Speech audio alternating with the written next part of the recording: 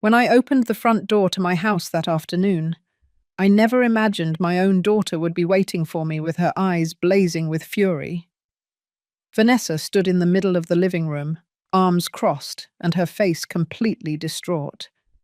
Next to her, Stanley was pacing back and forth like a caged animal, cell phone in hand and the veins in his neck bulging with rage.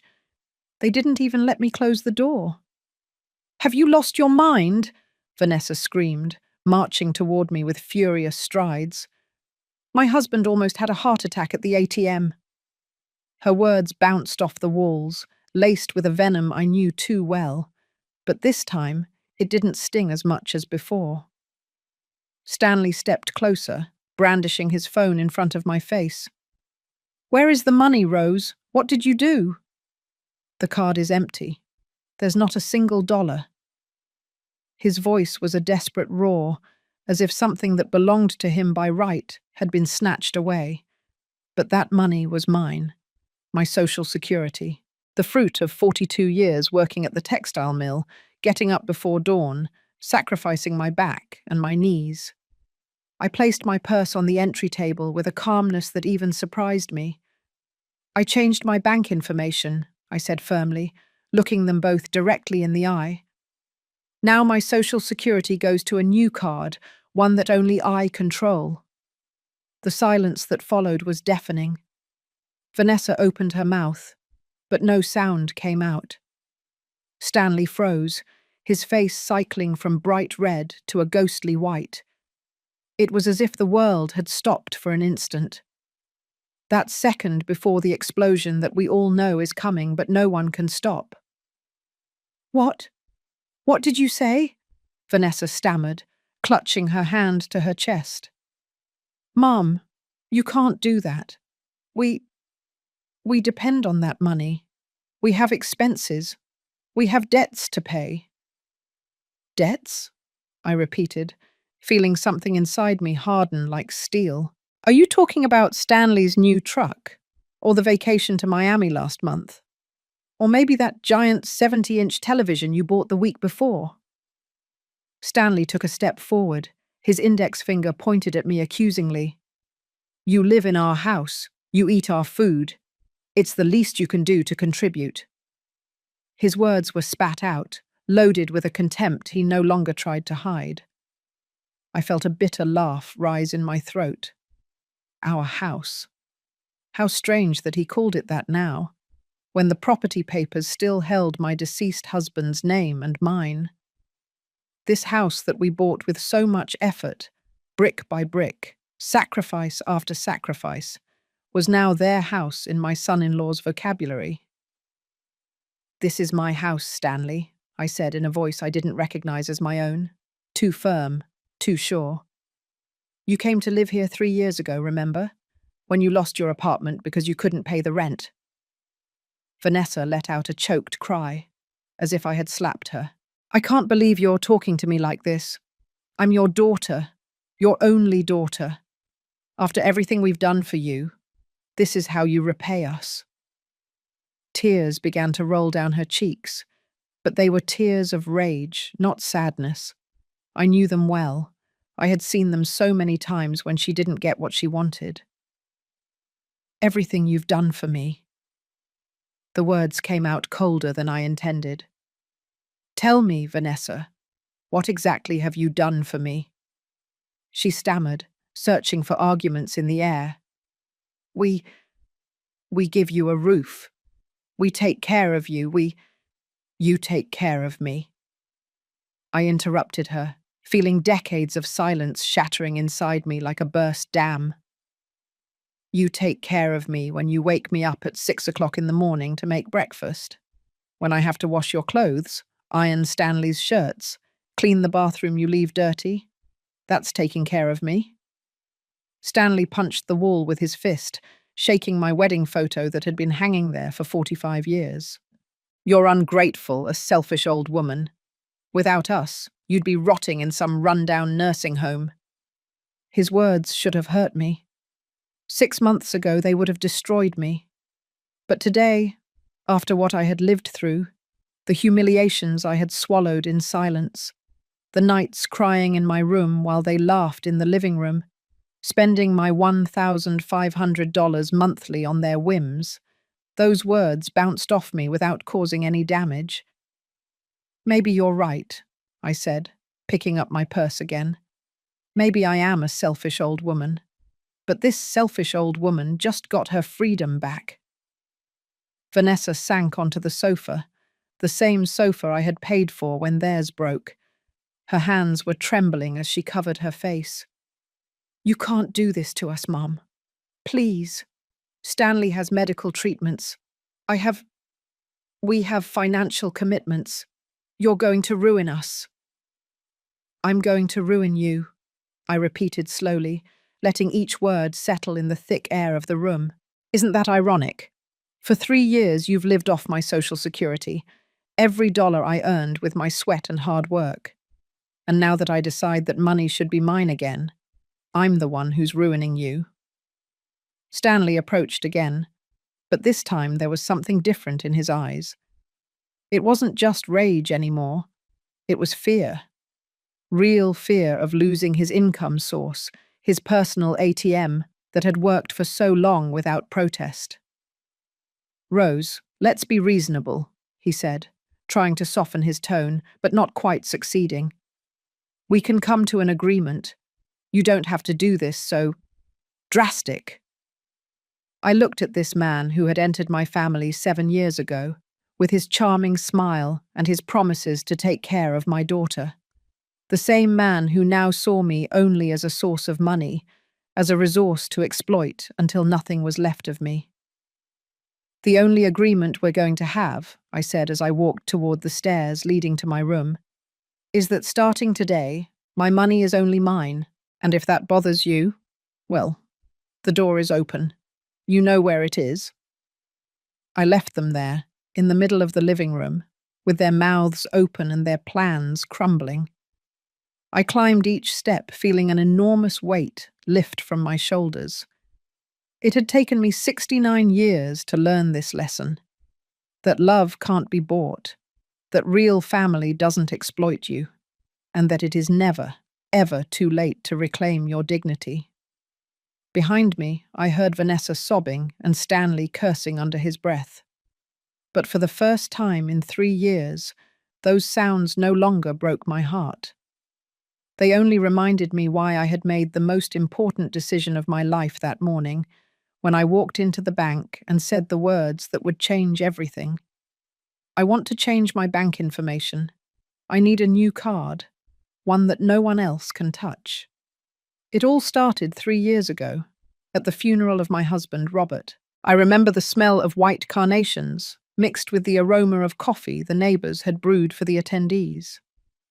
I remember Vanessa's hands clutching mine as I watched the casket descend, taking with it 45 years of my life, of shared laughter, of silent breakfasts, of silly arguments and sweet reconciliations. Robert died of a massive heart attack on a Tuesday morning.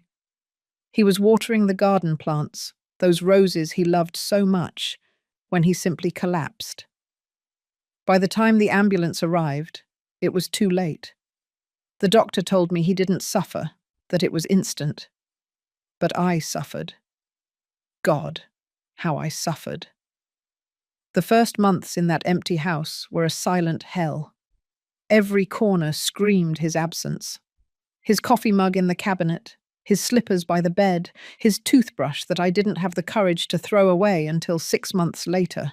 I would wake up in the pre-dawn hours, expecting to find him in the kitchen reading the newspaper, and the reality would hit me each time, as if it were the first.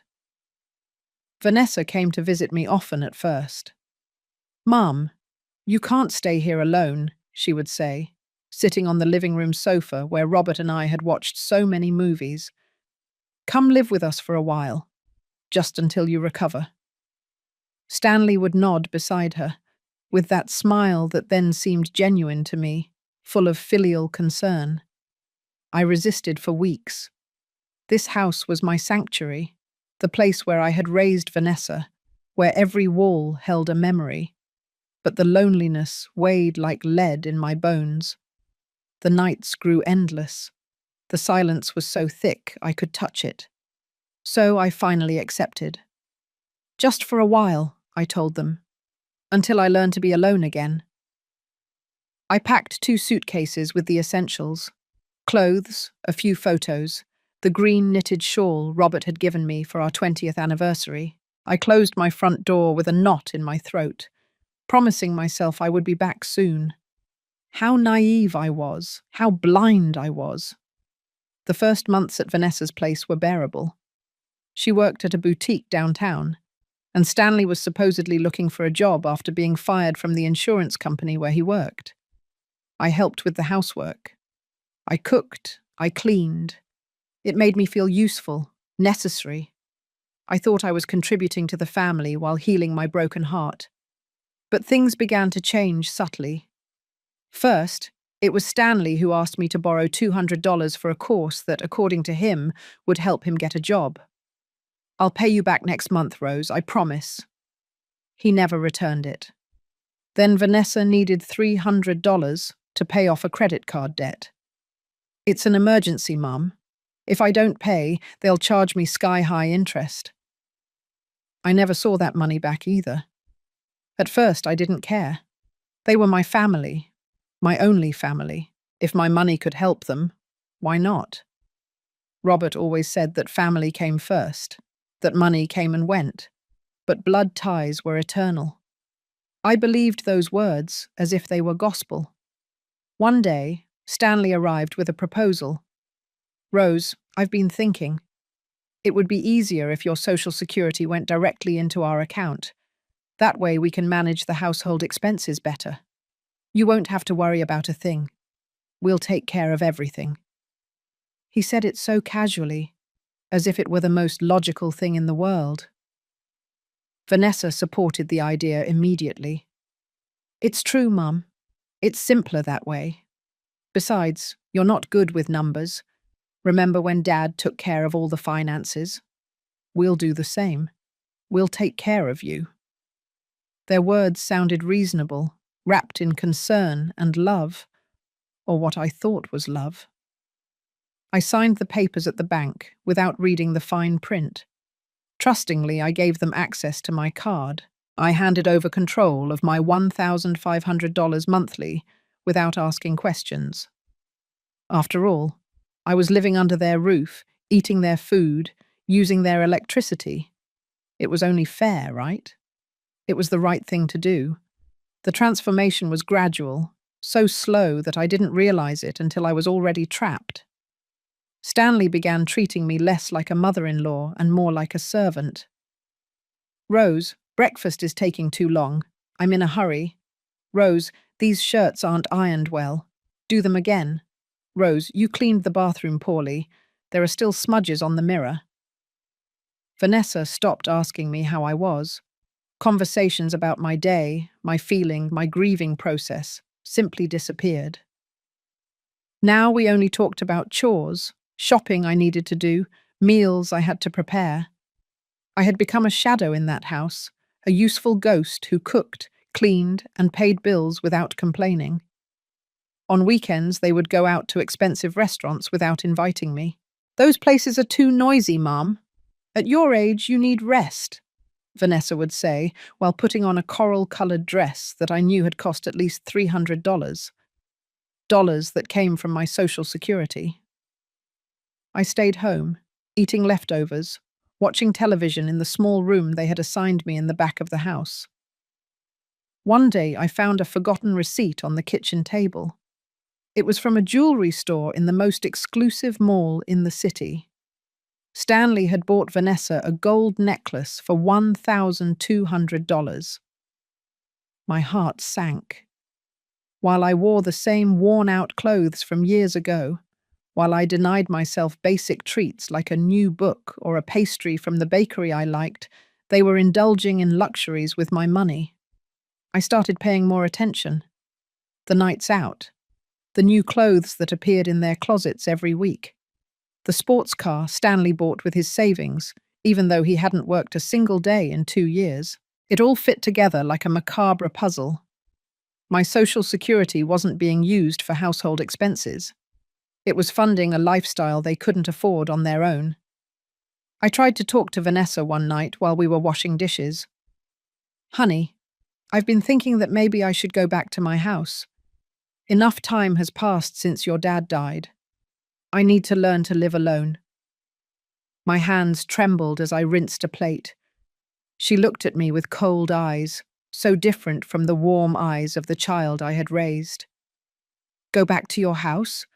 Mum, don't be silly, that house is neglected. Besides, how are you going to live alone at your age? What if you fall? What if you get sick? You're safe here. You're cared for here." But there was no love in her voice, only calculation. That night I cried in my small room, hugging the pillow to muffle the sobs. I missed Robert with an intensity that tore me in two. He never would have allowed this. He would have defended me. But Robert was dead, buried under cold ground, and I was alone, facing a reality I didn't want to accept.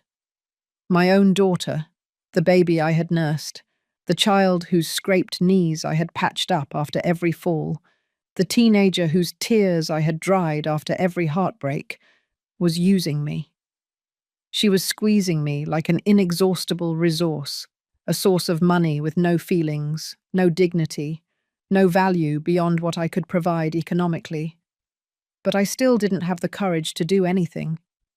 I still clung to the hope that things would improve, that it was just a difficult phase, that the love we once shared would resurface. I lied to myself every morning when I woke up, every night when I went to bed. I swallowed the humiliation because the alternative was accepting that I had lost not only my husband, but also my daughter. Months passed and the situation only got worse. Stanley didn't even pretend to look for a job anymore. He would get up at noon, eat the breakfast I prepared without even saying thank you, and spend the rest of the day on the sofa, watching sports or playing video games. Vanessa would come home from work, and instead of helping me with dinner, she would shut herself in her room to talk on the phone with her friends about their next vacation. One Friday night, while I was cleaning the kitchen after they went out to dinner, I found the bank statement thrown in the trash can. I pulled it out with trembling hands and unfolded it under the lamplight. My eyes scanned the lines of expenses: restaurants, bars, clothing stores, spas, gyms. In a single month, they had spent $2,800. My Social Security was $1,500. The rest came from credit cards I didn't know existed, cards that were being paid with my money from the following month. I sat down in the kitchen chair, feeling the world spin around me. They were getting into debt, living beyond their means, and using my Social Security as a bottomless pit to cover their excesses. How much longer could this last? What would happen when I couldn't pay their debts anymore? Would they throw me out onto the street like an old rag that was no longer useful? That night, lying in my narrow bed, staring at the cracked ceiling of my small room, I made a decision. I needed to know exactly what was happening with my money. I needed to understand the magnitude of the problem before I could do anything about it.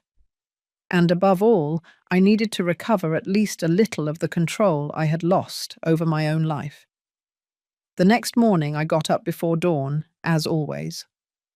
I made coffee, set the breakfast table, cooked scrambled eggs and toast. Everything on autopilot, while my mind worked on a plan. I needed information. I needed proof. I needed to see with my own eyes the extent of the theft they were committing against me. When Vanessa and Stanley got up, I had already made a decision. "I need to go to the bank today," I announced while pouring coffee. "I have to sort out some matters regarding your father's account that I left pending." Stanley looked up from his phone with an instant look of alarm. "The bank? Why do you need to go to the bank? If you need something, I can go for you." His tone was too anxious, too controlling. "They are personal matters," I replied firmly, surprising myself. "Documents I need to sign. Things about the inheritance." I lied without batting an eye. and the lie came so naturally that it almost scared me. Vanessa exchanged a worried glance with Stanley. "Mum, I don't think it's a good idea for you to go out alone. Let me go with you. I get off work at 3 o'clock. We can go together." But I knew if she came with me, I would never get the answers I needed. "I'll go alone," I said, and there was something new in my voice, something that made them draw back slightly. 10 o'clock in the morning. Don't worry about me. I grabbed my purse and left the house before they could protest further. The bank was 20 minutes away by bus. During the ride, my heart was pounding so hard I thought all the passengers could hear it. What was I going to discover? Did I really want to know the truth? But it was too late to turn back.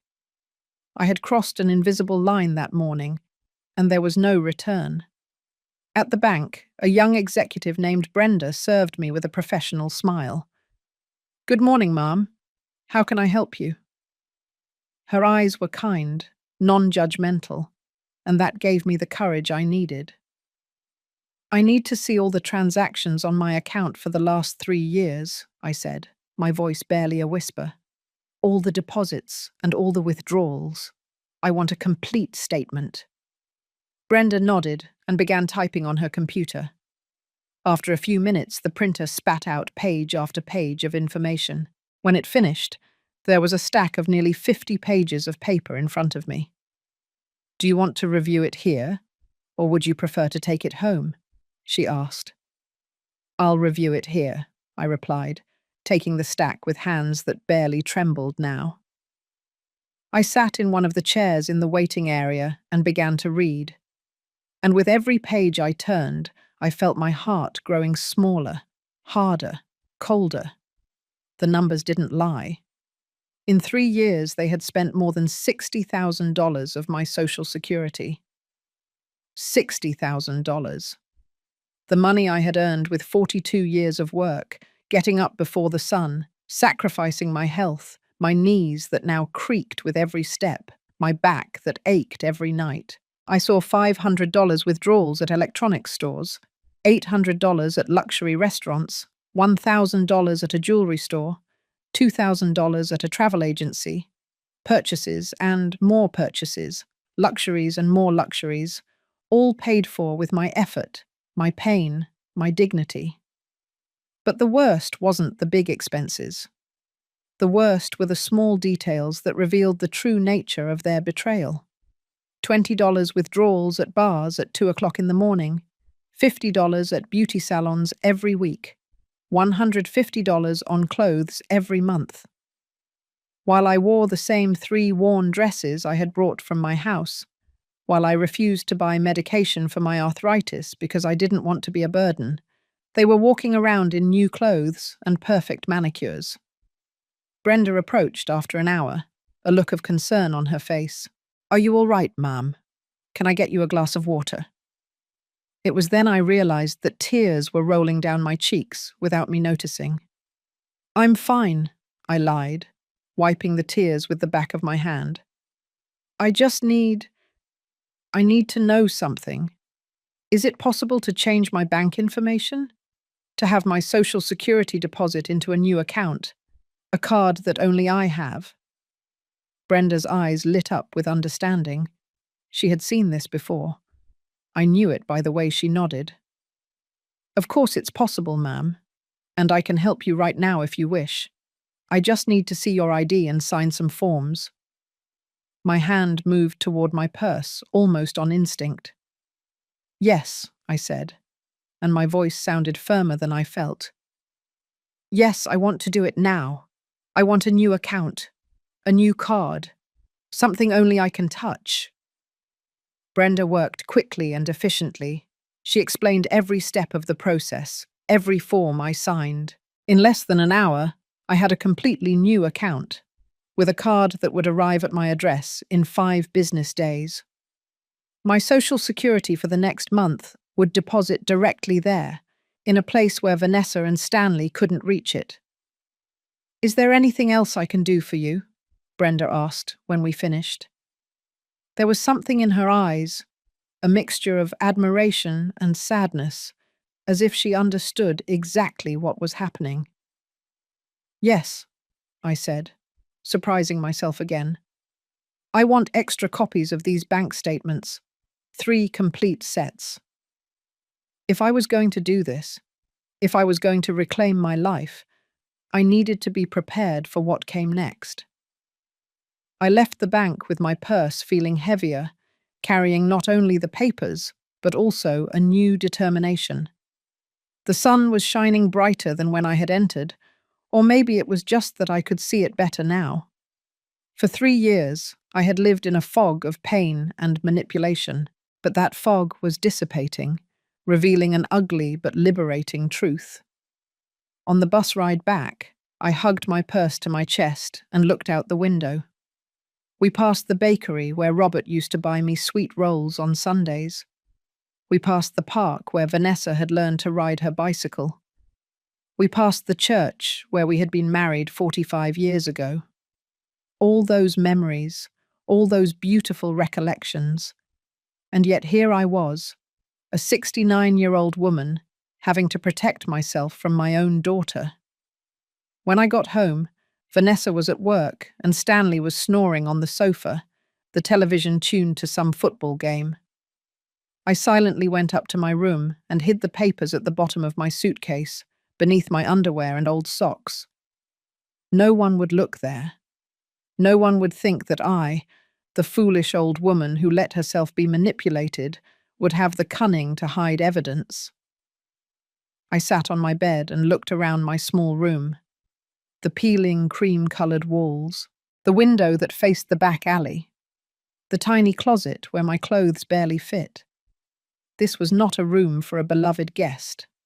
It was a servant's quarters, a place to keep the employee who cooked, cleaned, and paid the bills. But in 5 days, when my new card arrived, everything would change. In 5 days, I would begin to recover not only my money, but something much more valuable. My dignity, my self-worth, my right to exist as something more than a source of income for people who had forgotten what it meant to love. The next 5 days were the longest of my life. Every morning I woke up wondering if that would be the day the card arrived.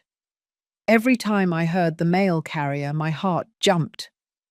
But I had to act normal, not raise suspicions, continue to be the submissive and obedient Rose they expected. Stanley noticed something different about me on the 3rd day. I was serving dinner when he looked at me with narrowed eyes. "You've been weird lately, Rose. Is something wrong?" His tone was accusatory, as if I had no right to have thoughts of my own. "I'm fine," I replied, keeping my eyes on the plate of chicken I was serving. "Just a little tired. You know, old age." I let my shoulders slump a little more, let my voice sound weaker. It was a role I had played for 3 years. A few more days wouldn't make a difference. Vanessa came home that night with shopping bags. Again.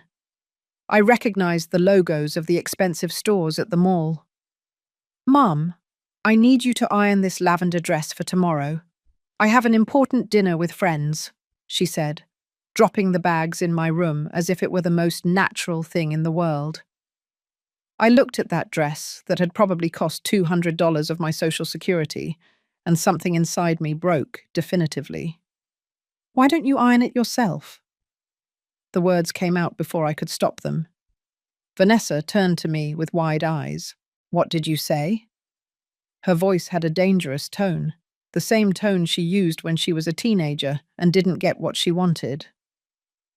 "Nothing," I rushed to say, hating myself for my cowardice, but knowing I had to wait.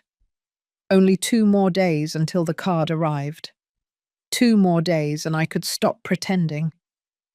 "I'll iron it after I wash the dishes." The 4th day was when I almost ruined everything. I was cleaning Vanessa and Stanley's room, something I did every week even though it killed my back, when I saw an open envelope on the desk. It was a statement from a credit card I didn't know about. Curiosity overcame caution, and I pulled it out of the envelope. The balance was $15,000. $15,000 of debt on a card I had never seen. I checked the charges with trembling hands. Restaurants, travel, clothes, jewelry. A month at the beach they had taken last summer while I stayed home alone. The giant screen television in the living room. The new dining room furniture. Everything had been bought on credit, and I knew exactly who was paying those credit bills every month. Or rather, trying to pay them because it clearly wasn't enough.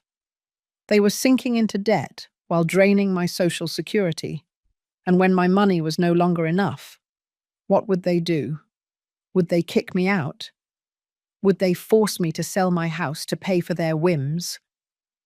I heard footsteps on the stairs and quickly put the envelope back where I had found it. Stanley entered the room and found me dusting the nightstand with visibly trembling hands. "What are you doing in here?" he asked suspiciously. "Cleaning," I replied without looking at him. "Like every Thursday." He stood in the doorway for a long, uncomfortable moment before grunting something unintelligible and leaving.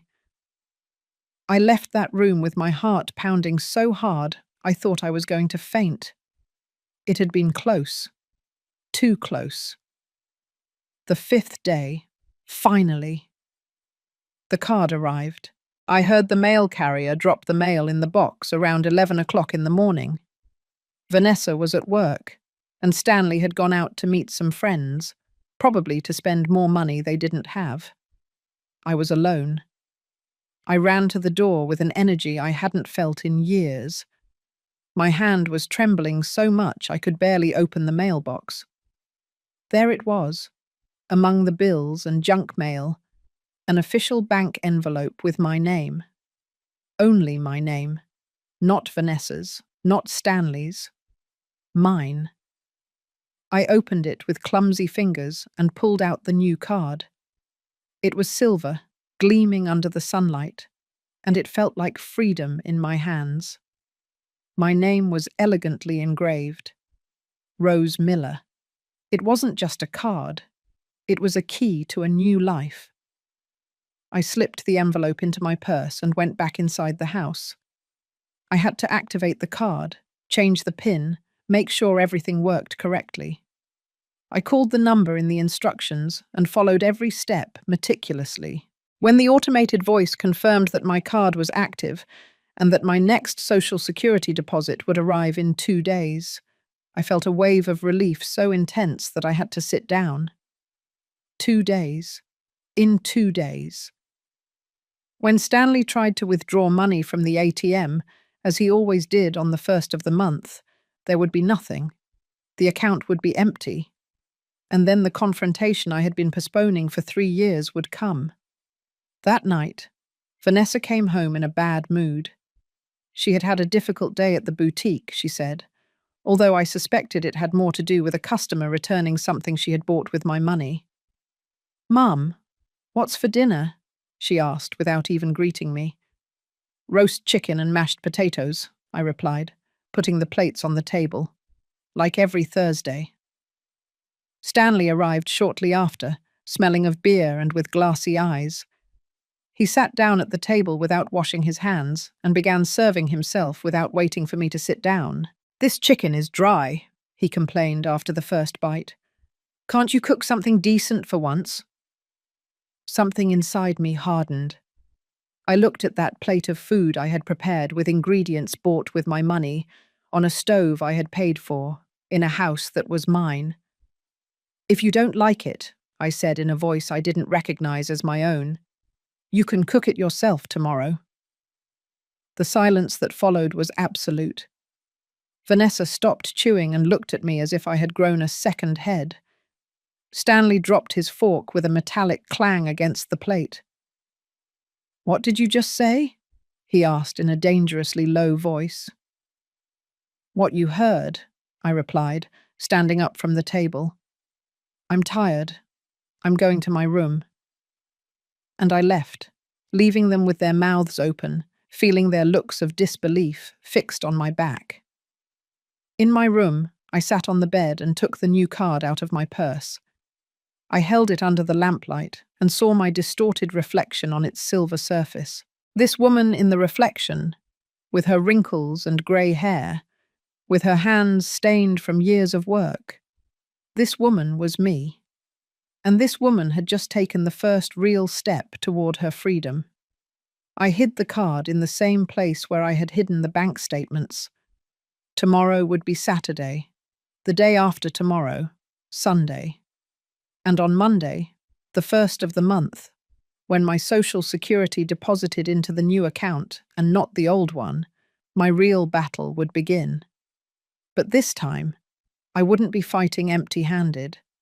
This time, I would have something they had underestimated for too long, my own will to survive. I went to bed that night with a mixture of fear and anticipation. I knew what was coming would be ugly, painful, probably devastating. But I also knew there was no other option. I had reached the end of a road, and the only possible direction was forward, toward the light, toward freedom, even if the price was losing the only people I had left in this world. Because in the end, what value did those people have if they only saw me as a means to finance their lives? What kind of love was that which only existed as long as the money flowed?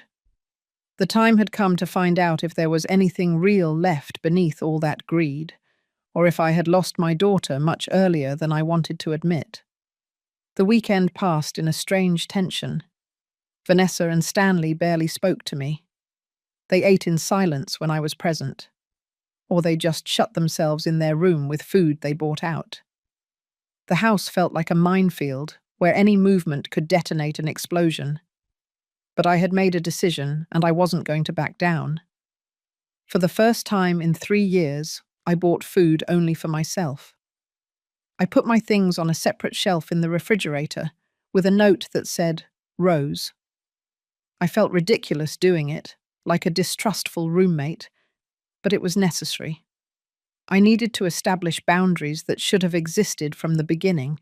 On the 3rd day after the confrontation, I heard Vanessa crying in her room.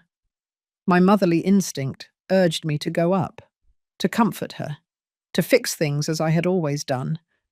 But I forced myself to stay seated in the kitchen, drinking my tea, reminding myself that comforting her now would be surrendering. It would be returning to the same old pattern where I gave in and they won. Stanley tried a different tactic on the 4th day. He came into the kitchen where I was preparing my lunch and sat at the table with a contrite expression. Rose, we need to talk, he said, with a tone that I suppose was meant to sound conciliatory. Talk, I replied without stopping cutting vegetables for my salad. Look, I know things got out of hand. I admit it. But we're family. We should be able to resolve this civilized. His words sounded rehearsed, as if he had practiced them in front of the mirror. I am being civilized, I said, turning to look at him. I gave you clear options. Pay rent and contribute equally, or find another place. I don't see what's uncivilized about that. $800 is too much, he protested. You know we don't have that money. $800 for a room in this part of New York is a bargain, I replied firmly. And if you don't have that money, then I suggest you adjust your expenses. Cancel the streaming services. Sell the giant television. Stop eating out. Like I had to do for years when Robert and I were paying off this house. Stanley clenched his jaw. Vanessa is very upset. She cries all the time. She says you're rejecting her, that you don't love her anymore. Those words cut through me like knives, but I held my ground. I love my daughter. I will always love her. But loving someone doesn't mean letting them destroy you. It doesn't mean letting them use you until there's nothing left of you. She never meant to hurt you, Stanley insisted, but even he seemed not to believe his own words. Maybe not, I conceded. Maybe they never stopped to think about what they were doing to me.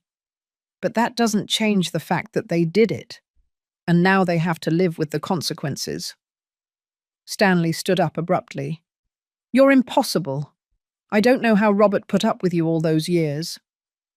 And he left the kitchen, leaving me trembling with contained rage. That night, while I was in my room reading, I heard a soft knock on my door. Mom! It was Vanessa's voice, small and broken. Can I come in? I hesitated for a moment before answering. Come in. Vanessa entered and stood by the door, nervously wringing her hands. Her eyes were swollen from crying, and her face was pale. For a moment, I saw the girl she had been, scared and vulnerable, and my heart softened dangerously. What do you need? I asked, keeping my voice neutral. I wanted to apologize, she said, and tears began to roll down her cheeks. You're right, about everything. Stanley and we took advantage of you. We used you, and I'm so sorry, Mum. I really am sorry. I wanted to believe her. God, how I wanted to believe her. But there was something in the way she avoided my gaze, something in the tone of her voice that made me doubt. Are you sorry because you recognize that it was wrong? I asked gently. Or are you sorry because now there are consequences? Vanessa let out a sob. Does it matter? I'm saying I'm sorry, isn't that enough? No, I replied, and the word came out harder than I intended. It's not enough, because I've seen this pattern before. Vanessa, since you were a little girl, you did something wrong, you cried, you apologized, and everything went back to normal. But this time it can't be like that. This time, apologies are not enough. Then what do you want from me? Her voice rose, frustration replacing the sadness. What do I have to do for you to forgive me? I want you to change, I said simply. I want Stanley to get a job. I want you to take responsibility for your debts. I want you to treat me like a person, not an ATM. And I want you, if you're going to live in my house, to contribute like responsible adults. You're asking too much, Vanessa exploded. We can't do all that overnight. I'm not asking you to do it overnight, I replied calmly. You have until the end of the month. That's 3 weeks. Enough time for Stanley to find even a temporary job. Enough time for you to make a budget and decide if you can afford to stay here. Vanessa looked at me with a mixture of disbelief and pain. And if we can't? Would you really kick us out onto the street? Your own daughter? If you can't afford $800 in rent here, I said, feeling my voice break, then you need to find a more affordable place. A small apartment. A room in a shared house. There are options, Vanessa. Just none of those options include living off my social security. She stood there for a long moment, looking at me as if I were a stranger. And I suppose in a way I was. I was no longer the submissive mother she had known. I was no longer the woman who swallowed pain and humiliation to keep the peace. I don't recognize you, Vanessa finally said in a cold voice. This isn't you. You're right, I replied. This isn't the woman you turned into your servant. This is the woman I should have been from the beginning, the woman your father would have wanted me to be. Vanessa left the room without saying anything else, closing the door harder than necessary. I sat on my bed, feeling the tears stream down my cheeks. This was harder than I had imagined, much harder. But then I remembered the bank statements. I remembered the nights crying in silence while they laughed in the living room. I remembered every humiliation, every moment I felt invisible and useless. And I knew I couldn't give up now, not after coming so far. The next morning, something unexpected happened. The doorbell rang around 10 o'clock. When I opened the door, I was greeted by a beautiful young woman of about 25 with a warm smile. For a moment, I didn't recognize her. "Grandma," she said, and then I remembered. "Caroline." My granddaughter. The daughter Vanessa had had young, before marrying Stanley. Caroline, who had gone to study in another city 5 years ago, and with whom I had lost touch. Caroline. My heart skipped a beat. What are you doing here? Can I come in? She asked, looking cautiously inside the house. I let her in, confused but happy to see her. We sat in the living room and Caroline took my hands in hers. Grandma, I need to talk to you about something important, she said seriously. And Mum can't know I'm here. My heart started beating faster. What's wrong, dear? Caroline took a deep breath. Grandma, I've been talking to my Aunt Brenda, your friend from the building where you lived before. She told me you haven't visited her in 3 years. I got worried and started to investigate. She paused, her eyes full of concern. Grandma, what has been happening to you? And then, for the first time since everything began, I broke down. I told Caroline everything, every painful detail, every humiliation, every dollar stolen. She listened in silence, squeezing my hands, and I saw her eyes fill with tears. I knew something was wrong, she said when I finished. Mum always made excuses when I asked about you. She said you were busy, you were tired, you didn't want to talk. But something didn't add up. She looked me straight in the eyes. Grandma, you can't stay here. It's not safe. It's not healthy. Where would I go? I asked, feeling the weight of my age for the first time in days. Caroline smiled. With me? Or back to your house? Or with Brenda? She said she would be delighted to have you. You have options, Grandma. You are not trapped here. Her words were like a light in the darkness. I wasn't alone. I hadn't been alone all this time. There were people who truly cared about me, not my money, but me. Caroline's visit changed everything. For the first time in 3 years, I felt like I had an ally, someone who saw me as a human being and not a resource. We spent the whole morning talking, planning, rebuilding the relationship that Vanessa had systematically sabotaged with her excuses and lies. Mum always said you were too tired to have visitors, Caroline told me sadly, that your health was fragile and you needed rest. I believed her. Grandma, I thought I was protecting you by not bothering you. I was never too tired for you, I said, squeezing her hands. Vanessa kept you away from me because she knew you would see what was really happening. You were always more observant, more critical of her decisions. Caroline nodded slowly. I always had my doubts about Stanley. From the day Mum introduced him, I didn't like something about him. The way he talked about money, about success, as if they were the only important things in life. She paused. Do you know he asked me for money once? 2 years ago. $200 that he said he urgently needed. I had just started working, and it was all I had saved. Did you give it to him? I asked, although I already knew the answer. Yes, she admitted shamefully. And he never paid me back. When I reminded him months later, he got angry. He said I was selfish, that families should help each other without expecting anything in return. That's when I started to distance myself. I stopped coming as often, and Mum did nothing to stop it. We were so absorbed in our conversation that we didn't hear Vanessa come down the stairs. Her voice startled both of us. Caroline, what are you doing here? Caroline stood up slowly, facing her mother with an expression I had never seen before. It was one of disappointment, mixed with contained anger. I came to see my grandmother, Mum. Something I should have done a long time ago. Vanessa cautiously entered the living room. I don't understand. I told you Grandma was fine. Why didn't you call me before you came? Because Brenda told me some interesting things, Caroline replied firmly.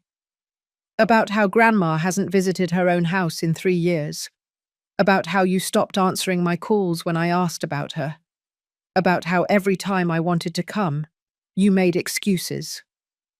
Vanessa's face paled. I was just protecting her. Your grandmother has been having a difficult time since Grandpa died. She needed space. She needed space, Caroline repeated incredulously. Or you needed no one to find out what you and Stanley were doing to her. What is that supposed to mean? Vanessa's voice rose defensively. It means I found out everything, Mum.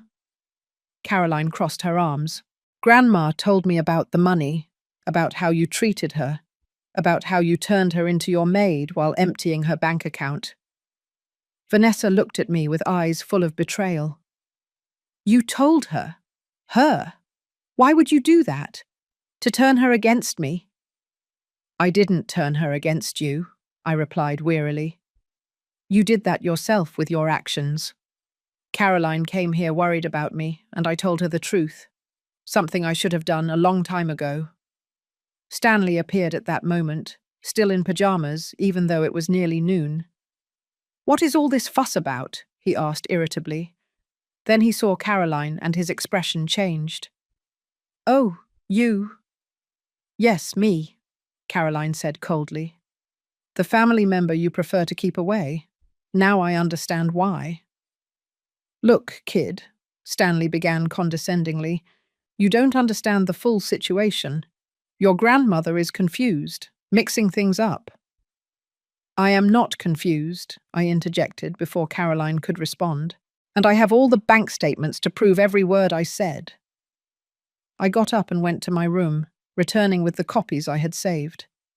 I handed them to Caroline. Read for yourself. Caroline took the papers and began to review them. I saw her eyes widen with each page, her jaw tighten, her hands begin to tremble slightly. When she finished, she looked at her mother with an expression I had never seen on her face. It was pure disgust.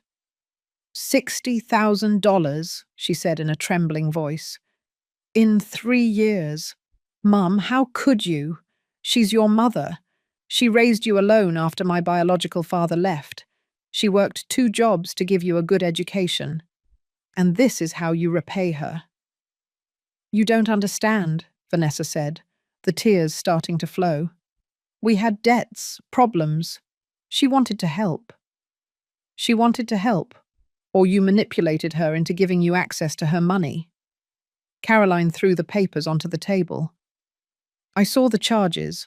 Mum, expensive restaurants, jewelry, vacations, designer clothes, while Grandma was living in a room the size of a closet and wearing the same worn-out clothes.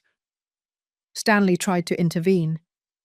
Listen, Caroline, this is an adult matter. You don't have to get involved in an adult matter. Caroline turned to him furiously. Financially exploiting a vulnerable elderly woman is an adult matter. Do you know what that's called legally? Elder abuse. It's a crime. The silence that followed was heavy. I saw Vanessa and Stanley exchange panicked glances. Caroline had said out loud what I had been too afraid to admit, even to myself. What they had done to me was not just immoral. It was illegal. No one is going to involve the police, Vanessa said quickly. This is a family misunderstanding. We'll resolve it internally. How have you been resolving it so far? Caroline asked sarcastically. Grandma, come with me. Now. Pack your things. You're coming to my apartment. Caroline, Vanessa protested. You can't take her away like this. This is her house. Exactly, Caroline said. It's her house, not yours. And I think it's time Grandma decided who stays and who goes. All eyes turned to me. It was the moment of truth. The decision that would change everything. I could feel the weight of 3 years of pain, humiliation, and forced silence pressing down on my shoulders. Caroline is right, I finally said, my voice sounding stronger than I felt. This is my house, the house Robert and I bought together, the house where we raised Vanessa, and I think it's time for it to truly be my home again. Mum, Vanessa whispered, please don't do this. You have until the end of the month, I continued, ignoring her plea. As I already told you, you can stay if you pay rent and start contributing equally, or you can find another place, but I will no longer be your source of income.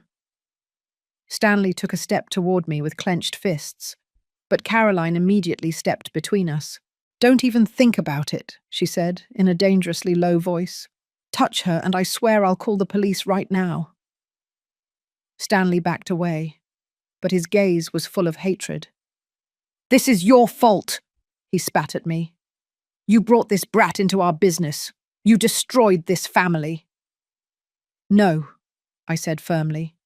You destroyed this family when you decided I was worth more dead than alive. When you looked at me and saw only dollars instead of a person. When you turned my pain into your opportunity. Vanessa collapsed onto the sofa, sobbing uncontrollably. Part of me wanted to comfort her, hug her as I had done thousands of times when she was a child. But another part, the new, stronger part that had awakened at the bank 2 weeks ago, held firm. Caroline gently took my arm. Come on, Grandma. Let's pack some of your things. You'll stay with me this week while we decide the next steps. I don't need to stay with you, I said, surprising myself. This is my house. If anyone has to leave, it's them. Caroline smiled proudly. That's right, Grandma. I looked at Vanessa and Stanley one last time. You have 2 weeks, I said in a clear voice. Start looking for jobs, make a budget, decide if you can stay under my conditions, or pack your things and find another place. The decision is yours. I climbed the stairs with Caroline by my side, leaving behind Vanessa's sobs and Stanley's muffled curses. With every step I took, I felt the weight of 3 years drop from my shoulders. I didn't know what would come next. I didn't know if Vanessa and I could ever repair our relationship. But for the first time in a long time, I felt like I was walking forward instead of just surviving. In my room, Caroline helped me organize my few belongings. I'm proud of you, Grandma, she said while folding my clothes. I know this isn't easy. It's the hardest thing I've ever done in my life, I admitted. But also the most necessary. 6 months later, I was sitting on the terrace of my house, my real house, the one Robert and I had built together, drinking coffee and watching the sunrise.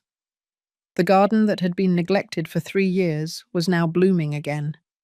I had replanted the roses Robert loved so much, and every morning their aroma reminded me that life could be beautiful even after loss. Vanessa and Stanley had left 2 weeks after my ultimatum. They didn't pay rent. They didn't really look for work. They simply packed their things in the middle of the night and left without saying goodbye. I found a note on the kitchen table. I hope you're happy alone, it said in Vanessa's tight handwriting. There was no signature, no farewell, just that phrase full of bitterness. The first days after they left were strange. The house felt too silent, too big. I would wake up in the pre-dawn hours expecting to hear their voices, their steps, even their complaints. But slowly that silence transformed into peace. I learned to enjoy my unhurried mornings, my meals without criticism, my afternoons without demands. Caroline came to visit me every weekend. We cooked together, watched old movies, talked about everything and nothing. She told me about her job as a graphic designer, about her dreams of opening her own studio someday. I told her stories from when I was young, about her grandparents, about the life I had lived before losing myself in grief. Brenda also became part of my life again, my dear friend, whom I had unknowingly abandoned when I moved in with Vanessa. She didn't hold a grudge. She welcomed me with open arms and tears in her eyes. I missed you so much, she told me that first day I went to visit her. I knew something was wrong, but I didn't know how to help. I didn't know how to ask for help either, I admitted. I had convinced myself that I deserved everything that was happening to me, that it was my obligation to sacrifice myself for my daughter. Brenda took my hands, her brown eyes full of the wisdom of her 73 years. Sacrifice is not love when it comes at the expense of your own dignity, Rose. That's self-destruction. As the months passed, I began to rediscover who I was beyond being a mother, beyond being a widow. I joined a book club at the neighborhood library. I started taking watercolor painting classes at the community center. Small, simple things, but they made me feel alive in a way I hadn't experienced in years. My social security, those $1,500 monthly that used to disappear into others' accounts, were now mine to manage. I paid my bills, bought quality food, allowed myself small luxuries like new books or fresh flowers for the house. I even started saving. For the first time in 3 years, I had a financial cushion that grew every month. One day, 2 months after they left, I received a text from Vanessa. It was brief, cold. I need you to loan me $5,000. It's an emergency. Not even a hello, not a question about how I was, just a demand disguised as a request. I replied after thinking about it for an entire night. No, Vanessa, I will not loan you money. If you have a real emergency, seek help from social services or friends. But my money is no longer available to you. Her response was instant and venomous. I knew you were selfish. I wish Dad was alive to see what you've become. I blocked her number after reading that. Not out of anger, but out of self-protection. Every message from her was a hook trying to drag me back into the toxic pattern we had. Caroline hugged me when I told her, "You did the right thing, Grandma. Mum needs to hit rock bottom before she can truly change, and you helping her just delays that." "Do you think we can ever fix our relationship?" I asked her in a small voice, because despite everything, Vanessa was still my daughter. Caroline thought about it for a moment. Maybe, but only if she truly recognizes what she did. Not just empty apologies because she needs something. A real recognition of the damage she caused. And that might take years, Grandma, or it might never happen. I learned to live with that uncertainty. Some days were harder than others. I would see mothers and daughters walking together in the park and feel a pang of pain. I would hear Brenda on the phone with her children and wonder if I would ever have those conversations with Vanessa again. But then I would look around my house, truly mine now, filled with things I had chosen. I would look at my bank account with its growing balance. I would look at the watercolor paintings I had created, imperfect, but made with love. And I knew I had made the right decision. One spring afternoon, while watering Robert's roses, I heard someone knocking at the door.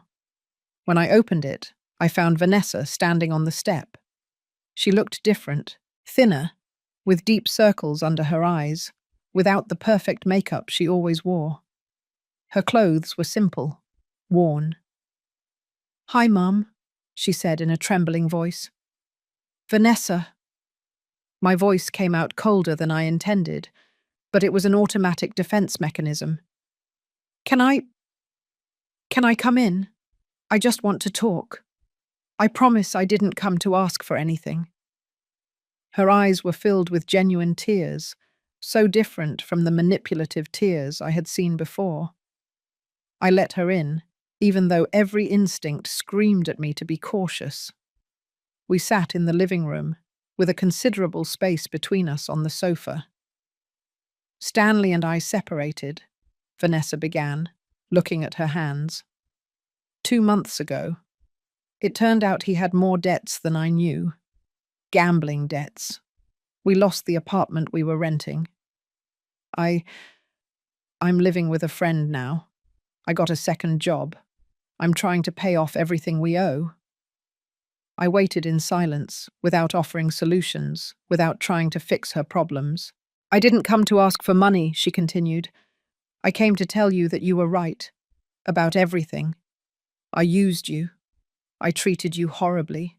I took advantage of your grief after Dad's death and turned you into something you weren't.